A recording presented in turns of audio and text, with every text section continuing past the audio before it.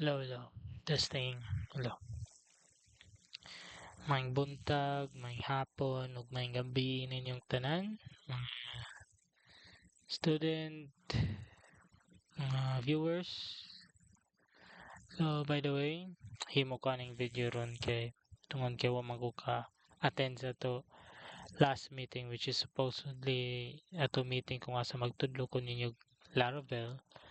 So, mali siyang video ron ako gihimo para tudloan ta mo unsa ang paggamit sa Laravel. Okay? So first things first is unsa ba siyang Laravel? So man ni siya ang PHP framework para maka-create og web application. Mao na yung purpose ana. Okay, for sa karon na video ako ipakita sa inyo unsaon pag-install ani. Okay? Saan siya pag-install? Na two ways pag-install ani, either manual or kaning ila own follow documentation process sa pag-install ani. So, natay kani siya na installation kani which is sila own way or pwede pod manual. But for the purposes of this video, kani ako ipakita ninyo ang ila official way pag-install gyud ani. Now, kung Windows user ka, kanina code ang inyo i-run sa inyo PowerShell. Okay, kani siya. Now, dapat inyo PowerShell is naka administration mode. Now, kung wondering mo asa ni siya na code ang ikuha, kana siya naraari sa Laravel documentation, okay? Just in case if you need further information, okay? So, follow to na to siya, saan to siya. Now first, say open. Before ta mag-open, mag-magnify ta para maka-zoom in ta ba. Okay? I-press ani, okay na. Maka-zoom in, okay. So, PowerShell, saan na to na pag-open? So, pwede rin yung pisit yung Windows key, type PowerShell. Automatically, mugawas na siya. Now, sa to PowerShell, ato of course, i-run as administrator. Kani siya. I-run na to as administrator. Okay? So, pisutan ta na. Then, pangutan ta whether or not to allow. Of course, i-allow na to. Click yes. Then, mani siya ang inyo makita. Okay? Kani. Nakarana na as administrator. Huh? Now, next thing ana is, of course, kapiyan to na tong code na sa Laravel website, sa ila documentation. Then, ato i-paste tari para ma-install to siya. Now, sa ako device, na ni siya composer og PHP. So, what's may purpose ani kani siyang code? Kung ako ni paste tari, what's may purpose ani? Ay, by the way, balik. Delete na needed. What is the purpose ani siya na code? So, purpose niya is mag-download siya PHP para sa imo device, then possibly Composer. Okay? Composer is required para ni sa Laravel para maka-code-define ta, maka-artisan, unsa pa dira maka-download tag mga dependencies para kinahanglan sa to Laravel. Muna purpose na. Okay? So, nang balik ta ni tagalan ta na. Otro na to copy kanang clean na copy sa code. So, paste na to ari, kana clean. So, sa ako device na ako composer og PHP. Okay, but for now, we'll follow this instruction na gigama sa Laravel na documentation. So, kung ako ni-enter, mani siya ang mahitabo. Mag-download siya og PHP binary, waton lang tani matima. Okay, well, nagkuha ta, explain na to. So, ano kinahanglan tag Laravel? What's the purpose of this? Well, one benefit sa Laravel is it's a framework which is pre-built na, no need na create from scratch. And one thing is, ano siya, a couple of securities built in na pwede na ito magamit. Later na ako na itudlo sa inyo in the later videos. But for now, okay, as we can see, na-install na to PHP ug Composer ug ang Laravel. Then kita gamit ta og Prote pare as you can see. Dira. Basic Laravel heard, one click PHP automatic, no more localhost, access your project at folder name test and much more.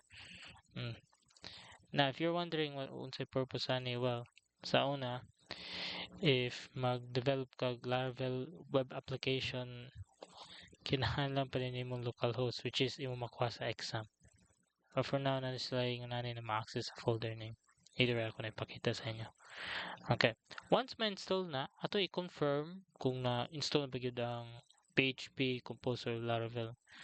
Saan pag-confirm na na-install na siya. Okay? First things first is ang PHP. One way to confirm that is kanisya. Kanisya na code. PHP space -v or version. Ato na i-type. Makita gaya na itong version kanisya. Kita gaya na to. Minsan na-install na imo PHP globally. Ma-access na to siya globally. Okay? So, no problems there. So, check na to Composer whether or not na-install naman siya. Okay? Composer. Okay? -v. Kana siya. Okay? Okay, man na to one way pag confirm whether or not ma-install ba. Kana siya. Ha? Kana. So, ato na enter. Na-enter ba ito na ako?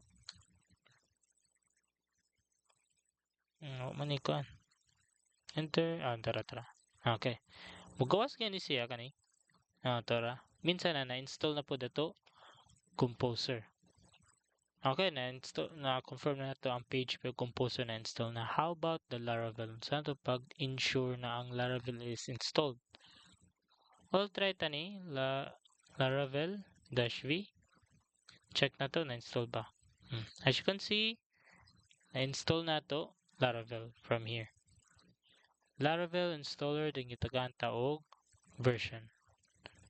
Minsan na-install na to Laravel. So both three is confirmed installed globally. Okay, within sa ato package. Okay? Na. Kitaan pa nato ari sa ila documentation. Once na-install na to siya, ready ka na for creating a new project. Okay? Now, saan na to pag create og project? Nasa ila documentation, nasa like Composer Global Require. Then Laravel installer. Okay? Now, importante ni siya ang para kung every time mag-create og project, ato kuhaon na to. Okay? Para ma-required na siya. For good measure, nga rita, open na to ang PowerShell. Gihapon. I forgot. I-run ni siya og kuan. Kaning administrator. Sa power. Napisit na sa ako. Sorry guys. So, run na to as admin. Confirm. Okay. So, i-zoom out na to. Di ba naman zoom out Sige lang. Now, ato i-type Composer Global Require Laravel Installer. Kana siya. Now, just in case kung wapag yun na globalize inyo Laravel installer, mo ni siya ang code na to gamiton. So, enter ta na. Kana. Mag-download na siya sa mga kinahanglan para makakreate ta og Laravel project. Okay, yan na install tanan. As you can see, nga sa pinakataas na part, nag-downloading siya. Then, pag abot rin sa ubos, yan nag-install. Tanan na needed para mo-function ang Laravel framework. Okay? Now, if you're wondering, asa ko ni kinuha ang commands, same gapon, to sa ila, Laravel documentation. Okay? As you can see, dara, na-install na. No security vulnerability found. Then, ato current version sa to Laravel installer is 5.17 above. Double check na tong version. So, Laravel dash v. As you can see, Laravel installer 5.14. Oh sir, 5.14 lagi na niya. Pagkabot using version 5.17. So may nakakuha na sir. Okay, two things. Ngari as global is 5.14 which is a stable. 5.17 is ang ato Laravel installer. Okay, kana siya. I don't know why different di sila. But either way, the fact na nigawas na siya, it's working, it's fine. Okay? Okay na siya. Now, the only problem with the Laravel versions is that kani siya is for installers lang gid siya. Di gid siya ang Laravel version. Ha? Kaya current version na to sa Laravel is 12. Okay? Version 12. Mao na to current version sa Laravel. Kani siya is for the installer ra. Okay? Now, once confirm na nato tanan, okay na. Next thing is mag-create ta og application dayon. Naon sa ato na pag-create og application. Now, first things first is maghimo ta og folder kung asa nato na i-store ato application. Okay? Asa na nato ibutang ang ato application. Now, for this case, narita sa new volume, development, asa na ko Laravel array. Kung mag-create lang tagbago. Folder, Laravel, projects. Okay? Kaya na to i-store ato bagong hinimo na project. Now, for this, sir, what's gonna do in here? Now, every time mag-create kag new Laravel project, you have to do it in code or imo i-command line. Now, para nga simple ra, right-click, open na to in terminal. Kana lang, simple lang. Ngari sa sud sa Laravel project folder, ngari ta mag-create sa ato example na project. Okay? Now, simple ra, pag-create og project, zoom out na to, is, since na global naman to Laravel, igo na to mo, yung Laravel, new, then ang pangan sa to app. Okay? It's a practice na ang pangan sa app is walay big letter dapat small letter ra. Okay? So for this, mo na taog sa may yan eh. Basic Laravel app. Kana siya. Pwede sa underscore, pwede sa dash. Okay? Laravel new, then ang pangan sa to application which is kaniya. Once okay na, press enter. Now, kani siyang command line is tagantag option. Okay? Unsa ato starter kit na install. Starter kit is basically pre-made na projects na pwede mo ma-open para makita ka sa behind the scenes sa pag-functionan ng project. But for our purposes, dili ta mo gamit og starter kit. Nan. And mag-start from scratch. We'll learn it from scratch. So, pili kog nan. Then after na, create na niyang app, downloading, installing. Now, since ang katong ato Composer Global is nag-download na, nag-install, kaning gibuhat ron is downloading current na mga kinahanglan na mga modules para mo function na to Laravel app. Usually, kung first time pa lang ka nag-create aning Laravel app, dili na downloading inyo makita ni. Mostly installing na lang. Okay, once ma-download na ni siya, yung mag-create ka another app, mostly installing na lang. So, kung mag-create ka Laravel app, especially starting ka, bago pa lang ka nag-install, it's always imperative na naka-internet connection as much as possible para ma-download nimo ang complete na mga functionality o modules sa Laravel. Kaya na lang kayo usa na makalimtan, expected na imo experience sa Laravel will be frustrating. I've been there and I've learned lessons, so it's very, very important na naka-internet para ma-download mo tanan modules. Di taganahan na ma-frustrate during sa to development because I've done that. Every time mag-develop ko, nakalimtan na module na download. So, mo to. So, we'll just wait for this to be finished. Once matiman natin ito, pwede na to i-open na to application. Okay?